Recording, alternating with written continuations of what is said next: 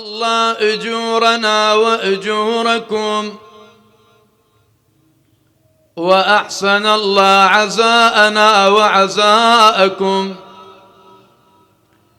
بذكرى شهادة سيدنا ومولانا ومقتدانا سادس أئمة أهل البيت، ألا وهو الإمام جعفر الصادق سلام الله تعالى عليه. وكما تعرفون استشهد الإمام العظيم بأمر من الطاغية اللعين، ألا وهو المنصور الدوانيقي.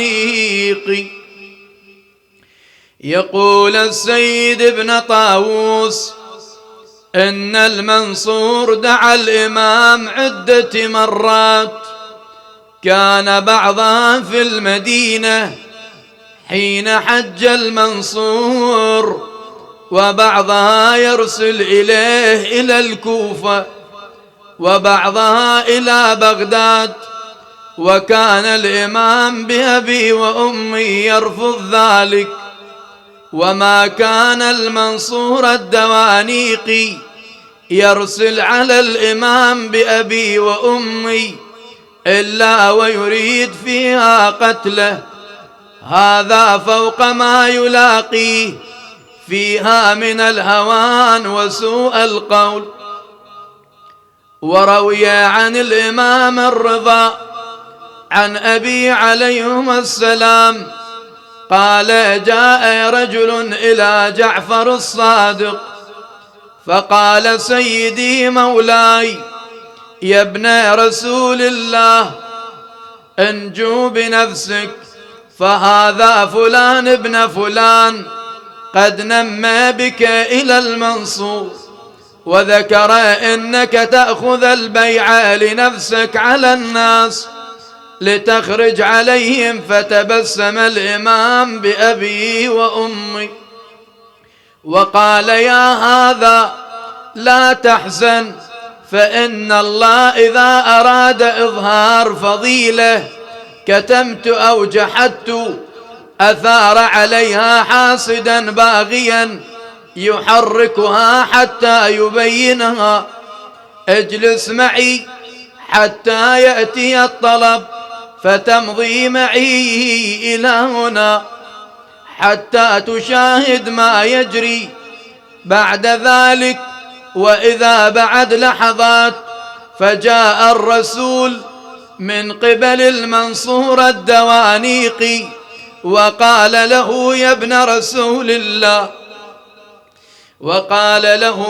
رسول الله، أجب المنصور الدوانيقي يريدك الآن. فقام الإمام الصادق ووجه وجهه نحو المنصور، ولما دخل الإمام على المنصور وإذا بالمنصور الدوانيقي كان مملوء غيظا وغضبا، فقال له: أنت الذي تأخذ البيع لنفسك على المسلمين، تريد أن تفرق جماعتهم وتفسد ذات بينهم. فقال الإمام الصادق: ما فعلت شيئا من هذا. قال المنصور: فهذا فلان يذكر إنك فعلت كذا وكذا، وإنه أحد من دعوته إليك.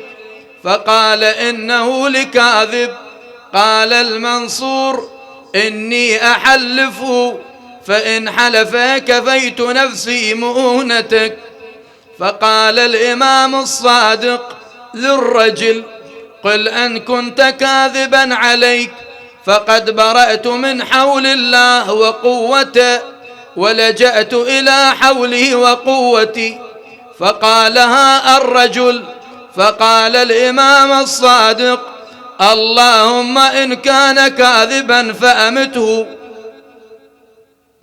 اللهم إن كان كاذبا فأمته، فما أستتم كلامه حتى سقط الرجل ميتا.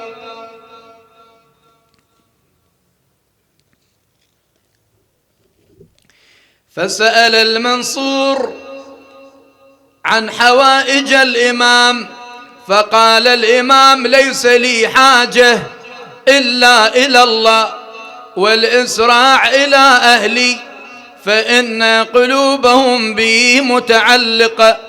فقال المنصور: ذلك إليك، فافعل منه ما بدا لك. فخرج من عنده مكرما قد تحير فيه المنصور.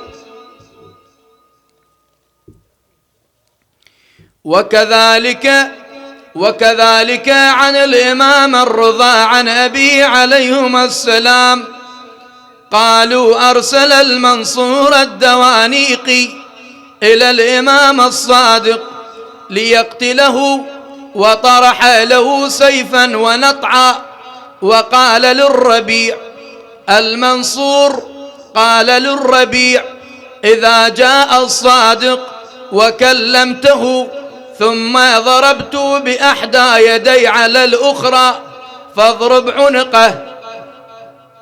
وإذا بعد لحظات جاء الإمام الصادق سلام الله تعالى عليه يقول الربيع: نظرت إلى الإمام وإذا بالإمام من بعيد يحرك شفتيه، والمنصور كان على فراشه. فقال المنصور: مرحبا وأهلا بك يا أبا عبد الله، يعني الإمام الصادق. فقال المنصور: مرحبا وأهلا بك يا أبا عبد الله، ما أرسلنا إليك إلا رجاء أن تقضي دينك. وإذا بعد لحظات خرج الإمام من المنصور الدوانيقي ومعه الربيع، وإذا بالربيع قال: يا أبا عبد الله، أرأيت السيف إنما كان وضع لك والنط، فأي شيء رأيتك تحرك به شفتيك؟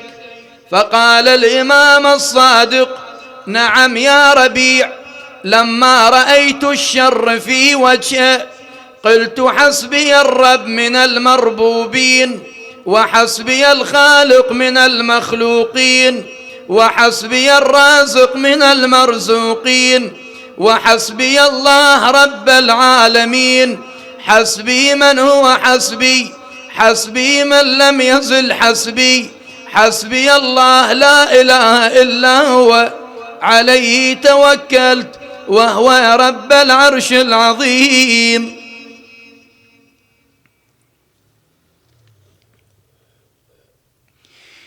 وهكذا بقي المنصور العباسي يرسل على الإمام الصادق، وفي كل مرة يريد قتله، ولكن لم يتمكن من قتله بنفسه، لذا بعث سما قاتلا إلى والي المدينة وأمره أن يعطيه السم بواسطة العنب.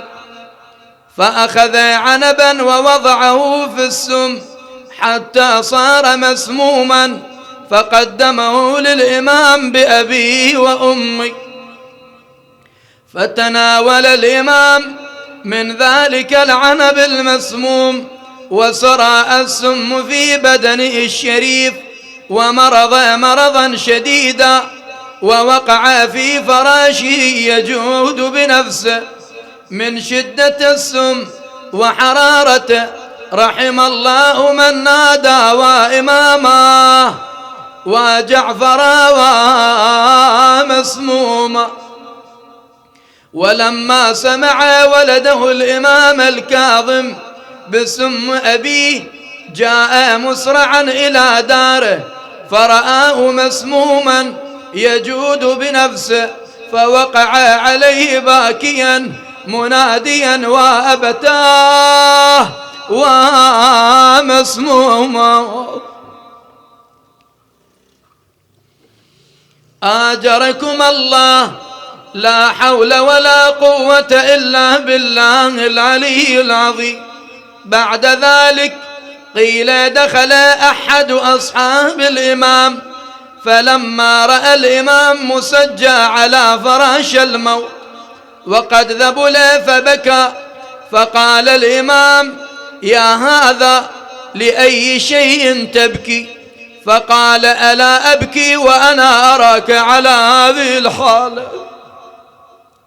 فقال الإمام: لا تفعلوا، فإن المؤمن يعرض عليه كل خير، إن قطعت أعضاءه كان خيرا له، وإن ملك ما بين المشرق والمغرب كان خيرا له. وسرى السم في بدنه الشريف فتمرض مرضا شديدا، وعارضه وجع شديد في بطنه وأحشائه وأمعائه. آجركم الله. بعد ذلك ثم حضر ولده الإمام الكاظم وأخذ يوصيه بوصايا وقلده مقاليد الإمامة. قال الإمام الكاظم: قال لي أبي: يا بني، إذا أنا مت فلا يغسلني أحد غيرك، فإن الإمام لا يغسله إلا إمام. ثم فتح عينه وقال: اجمعوا لي كل من بيني وبينه قرابة، فلم نترك أحدا إلا جمعنا. فنظر إليهم ثم قال: بلغوا معاشر شيعتنا وقولوا لهم، فوالله لا تنال شفاعتنا من استخف بصلاة. لا حول ولا قوة إلا بالله العلي العظيم. إنا لله وإنا إليه راجعون.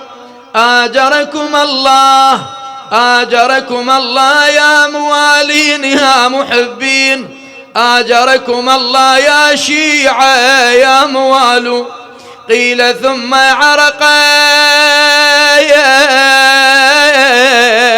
جبينه، وبعدها وسكن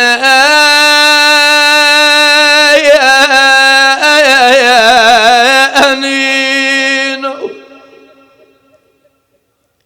ومدد رجله وأسبل يده، وغمض عينه وقضى نحبه حتى فاضت روحه الطاهرة. أين المنادي ينادي وسيده؟ أين المنادي ينادي ومسموم؟ يا جفن العين خل دمعك يهلدم علي من بالله. يا جفن العين خل دمعك يهلدم على الصادق اليوم المات بالسم.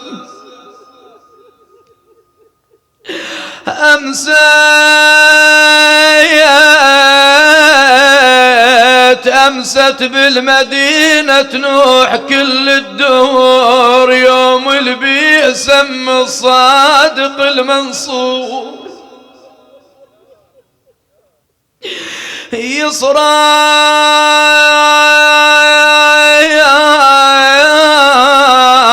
يصرخ الناعب قلب ماله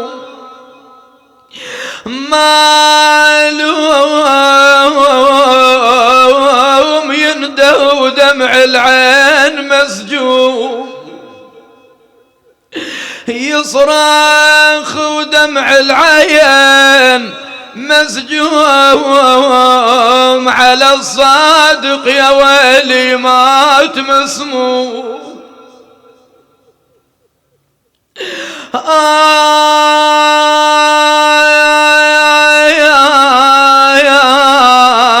جعفر الصادق قضى بسم الغدير